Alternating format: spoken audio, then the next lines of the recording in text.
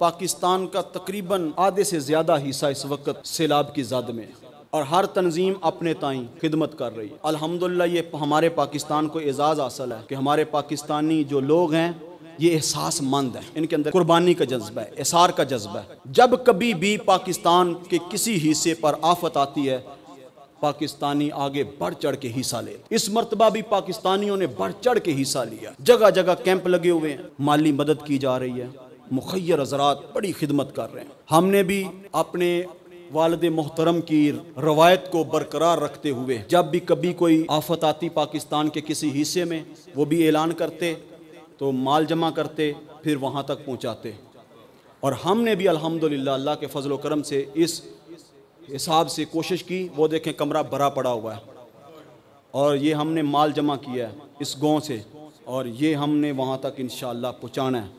تو اس لیے میں بھی کوشش کر رہا ہوں، آپ بھی کوشش کر رہے ہیں، کوشش کرو، خدمت کرو، پیچھے نہ رہا کرو، خدمت کیا کرو۔ دوستوں نے کی ہے خدمت، آپ بھی خدمت کیا کرو۔ تو آج دیکھو وہ لوگ جو اپنے گھروں میں خوشحال تھے آج لائنوں میں لگ کے وہ ایک وقت کی روٹی لے رہے ہیں۔ کتنا مشکل وقت، یہ وقت کسی پہ بھی آ سکتا ہے، کبھی بھی آ سکتا ہے۔ جو خدمت کا جذبہ ہے اس کو ہمیشہ قائم رکھنا انسانی ہمدردیوں کے تحت۔